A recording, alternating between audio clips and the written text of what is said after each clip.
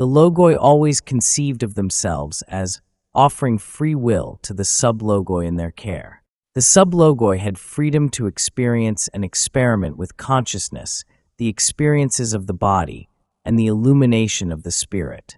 The first logos to instill what we now see as free will, in the full sense in its sublogoi, came to this creation due to contemplation in death of the concepts or possibilities of conceptualizations of what we have called the significators. The original significators may undifferentiatedly be termed the mind, the body, and the spirit. The logos posited the possibility of the mind, the body, and the spirit as being complex. In order for the significator to be what it is not, it then must be granted the free will of the creator. This set in motion a quite lengthy, in our space-time terms, series of logoi improving or distilling this seed thought. The key was the significator becoming a complex. The mechanism of the veiling between the conscious and unconscious portions of the mind was a declaration that the mind was complex. This, in turn, caused the body and the spirit to become complex. There were many experiments whereby various of the functions of the body complex were veiled, and others not. A large number of these experiments resulted in non-viable body complexes, or those only marginally viable. For instance, it is not a survival-oriented mechanism for the nerve receptors to blank out unconsciously towards any pain. Prior to the great experiment, a mind-body spirit was capable of controlling the pressure of blood in the vein, the beating of the heart, the intensity of the sensation of pain, and all the functions now understood to be involuntary or unconscious. The function of pain at that time was as the warning of the fire alarm to those not smelling the smoke. After veiling, the distortion known as pain is one productive of helpful distortions as regards the process of evolution. However, the attitude towards pain varies from mind-body-spirit complex to mind-body-spirit complex.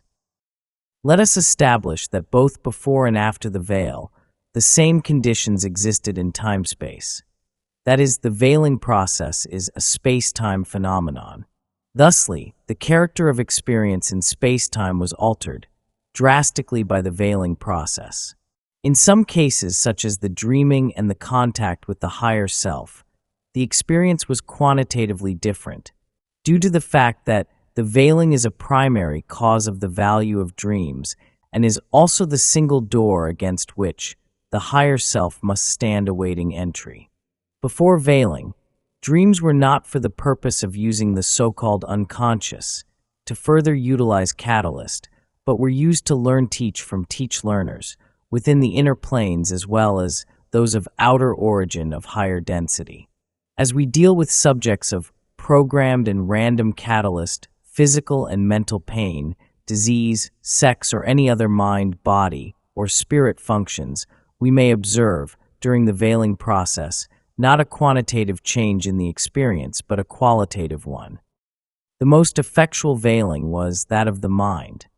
The primary veiling was of such significance that it may be seen to be analogous to the mantling of the earth over all the jewels within the earth's crust, whereas previously all facets of the Creator were consciously known. After the veiling, almost no facets of the Creator were known to the mind. Almost all were buried beneath the veil. If one were to attempt to list those functions of mind most significant in that they might be of aid in polarization, one would need to begin with the faculty of visioning, envisioning, or farseeing.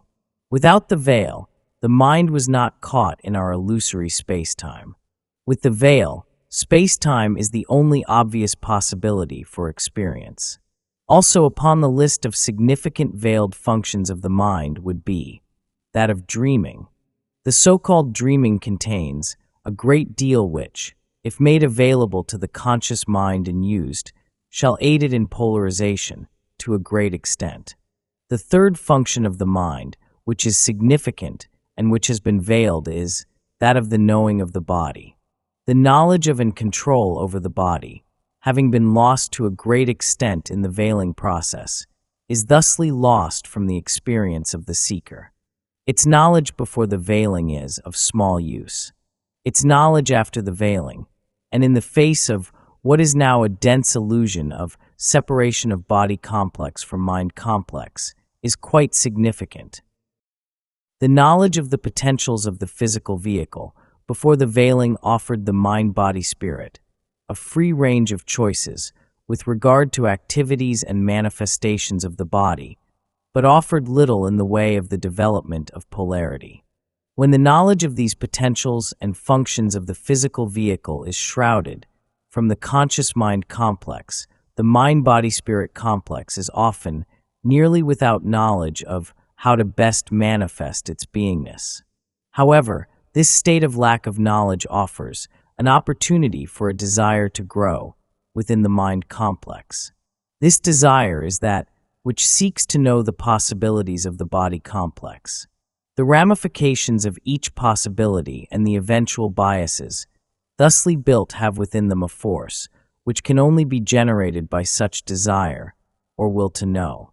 Perhaps the most important and significant function that occurred due to the veiling of the mind from itself is not in itself a function of mind, but rather is a product of the potential created by this veiling. This is the faculty of will, or pure desire.